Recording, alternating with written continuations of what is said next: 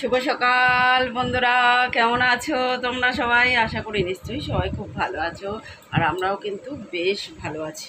তো দেখো, এখন হচ্ছে ঘড়ির কাঁটা 8:30 ঘরে, আর আমার স্নান ধান পুজো বাসি কাজ সমস্ত কিছু কমপ্লিট হয়ে গেছে। ভোরবেলা উঠে মেয়েকে কোচিনে দিয়ে এসে একেবারে বাসি কাজকর্ম কমপ্লিট করে স্নান ধান করে পুজোটাও কমপ্লিট করে নিয়েছি।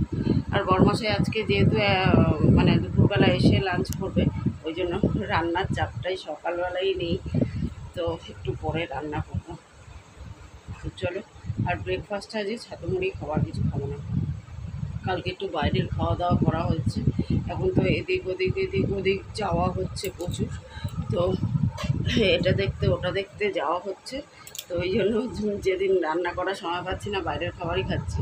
আর বাইরের খাবার খেলে না মানে শরীর একদম মনে হয় যেন সেই এখনও মনে হচ্ছে না পেটটা ভরে আছে এরকম হচ্ছে আর কি। বাইরের খাওয়া দাওয়া হচ্ছে, তারপর ঘুম টুম ঠিক মতো হচ্ছে না, রেস্ট হচ্ছে না ঠিক মতো, প্রচুর খাটনি হচ্ছে। এসব কারণে সব মিলে খাওয়া দাওয়া ঠিক মতো হজম হচ্ছে না অ্যাকচুয়ালি। ওই জন্য মনে হচ্ছে, এখনও মনে হচ্ছে যেন পেট ভরা এরকম। কিন্তু কী আর করা যাবে, বাইরে বেরালে রান্না করার সময় না পেলে বাইরের খাবারই তো খেতে হবে, তাই না? একটু এদিকে আসবেন আপনি। এদিকে অন্ধকার হচ্ছে, আজকে ওয়েদারটা হচ্ছে মেঘলা ওয়েদার, একদম মেঘলা। এবছর বৃষ্টি পেছন ছাড়বে না মনে হচ্ছে। আবার চোখ মুখটা মনে হচ্ছে যেন সেই এখনও ঘুমে ঢলে পড়ছি আর কি। মানে সারাদিন এদিক ওদিক দৌড়াদৌড়ি করা হচ্ছে, যেদিনই সময় পাচ্ছি। ওই জন্য রেস্ট হচ্ছে না, প্রচুর খাটনি হচ্ছে। ওই জন্য মনে হচ্ছে এখনও যেন ঘুম পাচ্ছে। আর বড় মশাই এখন বাজারে যাবে। বাইরে বড়মশাই তো বাজারে চলে গেল, আর আমি এখন কি করবো বলো তো? এই যে কাঁচা জোয়ান নিয়েছি, কাঁচা জোয়ান খালি পেটে যদি একটু খেয়ে মানে চিবিয়ে ভালো করে খেয়ে একটু জল খাওয়া যায়, তাহলে এই যে পেটটা ভার ভাব বা পেটটা ভরা ভরা ব্যাপারটা কিন্তু কমে যাবে বন্ধুরা। তো আমি এটাই করি, যখনই মানে অত্যাধিক বাইরের খাবার দাবার খাওয়া হয় না, পেটটা ওই ভরা ভরা টাইপের লাগে, তখন কিন্তু এরকম সকালবেলা খালি পেটে জোয়ানটা ভিজিয়েও খাওয়া যায়, ভিজিয়ে খেলেও উপকার হয়, কিন্তু আমি আর ভিজিয়ে টিজিয়ে খাই না।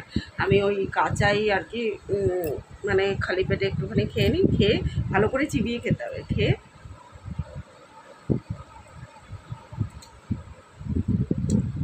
মানে একটু জল খেতে হবে, তাহলে ঠিক হয়ে যাবে। এটা কিন্তু খুব উপকার, শরীরের পক্ষে খুব উপকার। যাদের গ্যাসের সমস্যা আছে, তারা যদি প্রত্যেক দিন খাওয়া এভাবে, গ্যাসের ট্যাবলেট খেতে হবে না। আমার গ্যাসের সমস্যা নেই, কিন্তু বাইরের খাবার অত্যাধিক যেদিন খাই সেদিন, প্রত্যেক দিন হয় না, মাঝে মাঝে মনে হয় যেন এই যে পেটটা ভার হয়ে রয়েছে, আজকে এমন হচ্ছে, সেদিন একটু খেলে ঠিক হয়ে যায়। তো চলো, বড়মশাই বাজারে গেছে, খুব সম্ভবত মাংস আনবে আছে, আনলে রান্না করবো, তখন দেখাবো। এখন আপাতত একটু ভিডিওর কাজ করি। তো দেখো, সবার আগে বিছানাটা একটুখানি ঝেড়ে নিলাম। বড়মশাই অনেকটা টাইম শুয়েছিল, ততক্ষণে আমি ভোরবেলা মেয়েকে কোচিনে দিয়ে এসে সমস্ত কাজগুলো আর কি সেরে নিয়ে, বাসি কাজকর্ম সেরে নিয়ে একেবারে স্নান করে পুজো টুজো দিলাম। ওই জন্য আগে বিছানাটা তোলা হয়নি, তাই এখন বড়মশাই উঠে বাজারে গেছে দেখে বিছানাটা তুলে নিলাম। আর বিছানা তুলে কালকের কিছু জামা কাপড় শুকিয়েছিল, কালকে আর সময় পাইনি ভাঁজ করার, তো সেগুলোই এখন ভাঁজ টাজ করে নেবো। ভাঁজ করে জায়গা মতো গুছিয়ে দিয়ে বড়মশাই বাজার থেকে এলে বাজার টাজার গুছিয়ে রান্না করব। ততক্ষণে মেয়ে চলে আসবে, মানে যাতে ও এলে স্নান করতে করতে আর কি খেতে দিতে পারি, কারণ দুটো কোচিং করে আসে, তো আস্তে আস্তে 1টা 1:30 বেজে যায়। তো এলে ওকে এক এক দিন খেতে চায় না, তখন একটুখানি হালকা টিফিন করে দিই। আবার এক এক দিন খিদে পেয়ে গেলে বলি একেবারে খেয়ে নে, নাহলে ওই ঘুমিয়ে পড়লে না, এসে স্নান টান করে, তো স্নান করে ঘুমিয়ে পড়লে আর উঠে খেতে চায় না। ওই জন্য রান্নাটা রেডি করে নেব, যাতে ও এসে আর কি খেয়ে নিতে পারে যদি খায়। তো ওই জন্য চটপট চটপট করে কাজগুলো করছি। কাজটা যখনই শুরু করা যাক না কেন বন্ধুরা, যদি স্টেপ বাই স্টেপ গুছিয়ে করা যায় তাহলে কিন্তু কাজ চটজলদি শেষ হয়ে যায়, তাই না বলো? আর এই যে আমি তো এভাবেই করি, স্টেপ বাই স্টেপ কাজ করি। আর প্রত্যেকটা কাজ শুরু থেকেই তো তোমাদের বলে আসছি, যেহেতু মাথার মধ্যে সেট করে নিই কোনটার পর কোনটা করব, চটজলদি সাজিয়ে নিই বলে কাজ করতে কিন্তু বেশি দেরি লাগে না আমার। তো সেটাই করছি। আর এখন এই জামা কাপড় টাপড় গুছিয়ে মশলাও মানে কিছু গুছিয়ে নেবো, তাহলে তাড়াতাড়ি রান্না করতে সুবিধা হবে। আর বড়মশাই এখন বাজার থেকে এসে আবার অফিসে বেরিয়েও গেছে ব্রেকফাস্ট করে। আর এদিকে রান্না বসিয়ে দিয়েছি, উচ্ছে কুমড়ো বটি, আর ওইদিকে মাংস বসিয়ে দিয়েছি। মাংস টাংস ধুয়ে বসিয়ে দিয়েছি। বড়মশাই যতক্ষণে বাজারে গেছিলো ততক্ষণে আমি রসুন টসুনগুলো ছাড়িয়ে নিয়েছিলাম, তাই রান্না করতে বেশি দেরি লাগলো না। আর এখন আমার মানে মাংসটা জাস্ট নামালেই হয়ে যাবে। আর বাসন টাসনও মাজা হয়ে গেছে অর্ধেকের বেশিটা। ওই রান্নার কড়াইটা মেজে নিলে হয়ে যাবে। ঘরটা একটু ভালো করে মুছে নিলাম। এখনও মানে রান্নাটা কমপ্লিট হয়নি, আর 2-1 মিনিট ফুটবে। প্রত্যেক দিন তো কষা করি, আজকে ওই জন্য আর কষা করিনি, একটু ঝোল করেছি, হালকা পাতলা ঝোল।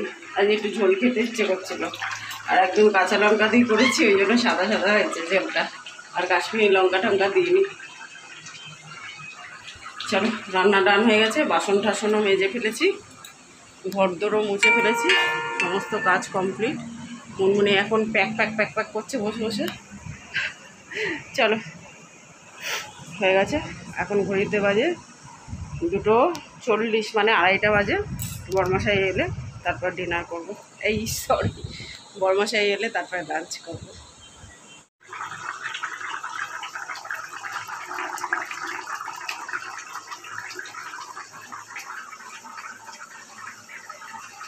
মাংসের ঝোল পুরো ডান হয়ে গেছে একদম।